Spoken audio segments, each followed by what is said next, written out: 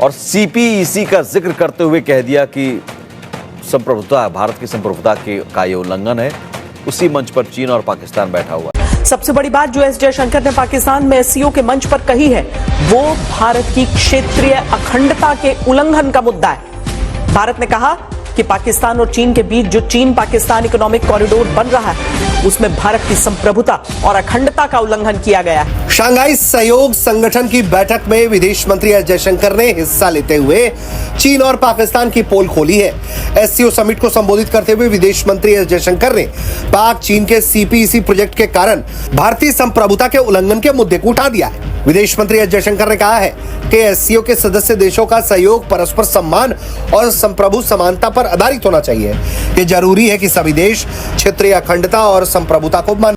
लेकिन ऑब्वियसली अगर स्पीच में कोई ऐसी बात की जा रही है जिसका इशारा जो है उस तरफ है तो पता तो सबको चलता है।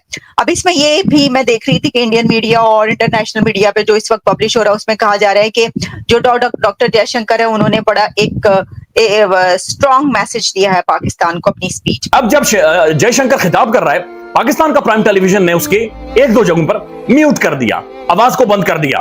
पाकिस्तान का जो प्राइम टेलीविजन है, न्यूज चैनल आजकल जब म्यूट करता है तो उसका मतलब समझ जाए कि ये डुगडुगी पर बंदर की तरह नाच रहा है, या ये घुंघरू बांध कर नाच रहा है, या कोई ना कोई मसला है, यानी कोई ना कोई चीज है जिसे छुपाने की कोशिश की जा रही है। ये करने गए थे डॉक्टर जयशंकर पाकिस्तान में घुसकर पाकिस्तान और चीन को तमाचा मारने गए थे और जो मार के आए हैं, और ऐसा तमाचा मारा है कि कई दिनों तक वो सेकते रहेंगे। दोस्तों साफ बोल के आ गए हैं कि ये सीपैक जो है ये गलत बन रहा है और इसे बनना नहीं चाहिए, और बातों बातों में इशारा दे दिया कि हम बनने ही नहीं देंगे, जाओ जो करना है कर लो।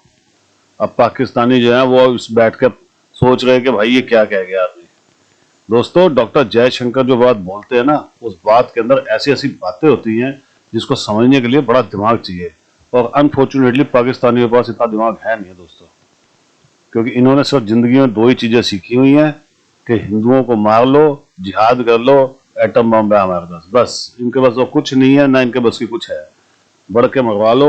वो अपना जो हमारे गौरवारे जी कहते हैं ना, लाहौरी चूरन है ये। तो डॉक्टर जयशंकर ने दोस्तों बड़ा तगड़ा धोया है, और वापस आ चुके हैं डॉक्टर जयशंकर।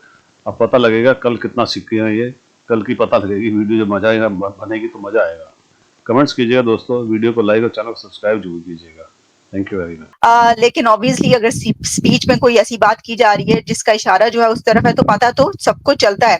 अब इसमें ये भी मैं देख रही थी कि इंडियन मीडिया और इंटरनेशनल मीडिया पे जो इस वक्त पब्लिश हो रहा है उसमें कहा जा रहा है कि जो डॉक्टर जयशंकर है उन्होंने बड़ा एक स्ट्रॉन्ग मैसेज दिया है पाकिस्तान को अपनी स्पीच में, या डॉक्टर जयशंकर ने अटैक किया है अपनी स्पीच में पाकिस्तान के ऊपर। उन्होंने क्या बात की, मैं आपको कल से ये बता रही थी कि जब जयशंकर साहब अपनी तकरीर करेंगे उसमें वो दहशतगर्दी का मुद्दा उठाएंगे ही उठाएंगे, वैसा ही हुआ है। मैं अगर आपको इसका क्रक्स बता सकूं, स्पीच उनकी बहुत जबरदस्त है, बहुत कॉम्प्रिहेंसिव है। ऐसे हालात जहां पर एक्सट्रीमिज्म होगा, जहां पर दहशतगर्दी हो रही होगी, तो ऐसे हालात ना तो ट्रेड फिर कर पाएंगे वो कंट्रीज एक दूसरे के साथ, और ना ही कोई पीपल टू पीपल कनेक्टिविटी हो सकती। उन्होंने कहा कि need for a collective approach to ensure peace and development. ये बड़े अहम नुकात है, बड़े अहम पॉइंट्स हैं। उन्होंने साथ में ये भी कह दिया, पाकिस्तान को ये भी जता दिया कि ये जो आपकी एक कामयाब कॉन्फ्रेंस जो आप कर रहे हैं, इसमें हमारा जो हिस्सा था, हम जो प्रोवाइड कर सकते थे, जो हमारा हम पे फर्ज था, हमारी जो ड्यूटी थी, वो हमने किया है। यानी ये कि हमने ये जो कामयाब बनाने में इसमें हमारा भी हिस्सा है कि हम इसमें शामिल हुए। एग्जैक्टली देखिए इस वक्त पूरा इंटरनेशनल मीडिया और नेशनल मीडिया किस पर बात कर रहा है, डॉक्टर जयशंकर पर। तो उन्हीं की हर तरफ चल रही है। वो अगर ना आते तो मुझे बताइए कौन सा हेड ऑफ द स्टेट शामिल हुआ इस कॉन्फ्रेंस में, मुझे बताइएगा जरा। कौन से कंट्री का हेड ऑफ द स्टेट शामिल है इसमें? रशिया, चाइना, इंडिया, ये 3 बड़े कंट्रीज है ना जो इसके अंदर शामिल हो रहे हैं इस कॉन्फ्रेंस में। इन तीनों कंट्रीज में से कौन सा हेड ऑफ द स्टेट है? नहीं है ना head of the states. External affair minister हैं, प्राइम मिनिस्टर हैं, डेप्टी प्राइम, मतलब ऐसे ही सब है ना मौजूद। तो कामयाब बनाने के लिए तो ये जरूरी होता है, क्योंकि ये हेड ऑफ द स्टेट्स की है एससीओ, इसमें वो तो नहीं आए हेड ऑफ द स्टेट्स। लेकिन ओके, फिर भी बहुत बड़े बड़े डेलीगेशंस आए, हम कहेंगे कामयाबी से करवाइए, वो नहीं आए, ये भी एक अपना नुक्ता है। लेकिन अगर जयशंकर भी ना आते उनकी जगह पे कोई डेलीगेशन कर देता तो बड़ी मुश्किल हो जाती पाकिस्तान की। भारतीय वजीर खारजा, इंडियन वजीर खारजा जयशंकर, उन्होंने एससीओ से का जो इजलास है वहां इस्लामाबाद में खिताब किया है। अब जब जयशंकर खिताब कर रहा है, पाकिस्तान का प्राइम टेलीविजन ने उसके एक दो जगहों पर म्यूट कर दिया, आवाज को बंद कर दिया। पाकिस्तान का जो प्राइम टेलीविजन है, न्यूज चैनल आजकल जब म्यूट करता है तो उसका मतलब समझ जाए कि ये डुगडुगी पर बंदर की तरह नाच रहा है, या ये घुंघरू बांध कर नाच रहा है, या कोई ना कोई मसला है, यानी कोई ना कोई चीज है जिसे छुपाने की कोशिश की जा रही है। तो आखिर क्यों जयशंकर की आवाज को म्यूट करके दुनिया भर में एक ठट्ठा लगवाया है, और म्यूट करवाने की वजह क्या थी, क्या चीज है जो अपनी आवाम से छुपाने की कोशिश की जा रही है? हो इसके ऊपर बड़ी डिबेट और डिस्कशन होगी, और ये होनी चाहिए। ये मामला इस तरह से खत्म नहीं होगा। BBC Urdu, BBC most credible tabloid, ये लिखता है दहशतगर्दी, इंतहा पसंदी और अलहदगी पसंदी, ये जयशंकर को कोट कर रहे हैं कि दहशतगर्दी, इंतहा पसंदी और अलहदगी पसंदी के साथ तिजारत नहीं हो सकती। इंडियन वजीर खारजा का एससीओ से खिताब। इसके बाद वो लिखते हैं इस्लामाबाद में शंघाई ताउन तंजीम के 23वें इजलास के तीसरे रोज इंडिया के वजीर खारजा डॉक्टर जयशंकर की तकरीर के दौरान पाकिस्तान में टीवी चैनल्स पर ऑडियो को म्यूट कर दिया गया, ऑडियो को नहीं सुनाया गया। ताहम एक्स पर शेयर किए गए अपने बयान में उन्होंने इंडिया के बयानिए के चंद नुकात शेयर किए हैं, जहां पर बहुत सारी बातें की। उन्होंने कहा जनाब, दहशतगर्दी, इंतहा पसंदी और टेरिटोरियल इंटेग्रिटी, यानी कि टेरिटोरियल सोवरेनिटी, यानी कि बॉर्डर्स की जो रिस्पेक्ट है, जब तक वो नहीं होगी तब तक तिजारत नहीं होगी। तो कौन सी बॉर्डर्स की बातचीत कर रहा है? पाकिस्तान ने कोई जाकर मुंबई क्लेम किया है? पाकिस्तान ने कोई नोएडा या दिल्ली जाकर क्लेम किया है? पाकिस्तान ने जाकर कहा ताजमहल हमें दे दो? तो ये कौन सी टेरिटोरियल सोवरेनिटी के बारे में बात कर रहा है? ये इंडिया का तो क्लेम एक फॉल्स क्लेम, एक झूठा बदबूदार क्लेम, एक बदमाशी के ऊपर मबनी क्लेम आजाद जम्मू एंड कश्मीर के ऊपर है।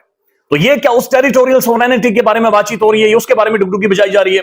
या फिर इंडियन फॉरेन मिनिस्टर को या इंडियंस को कोई एश्योरिटी दी गई है कि हम कश्मीर के ऊपर नहीं बोलेंगे? क्योंकि मियां मोहम्मद माशरी साहब जब बरकादत को बुलाते हैं, वो कहते हैं मोदी जी नहीं आए, मोदी जी आ जाते तो बड़ा बेहतर हो जाता।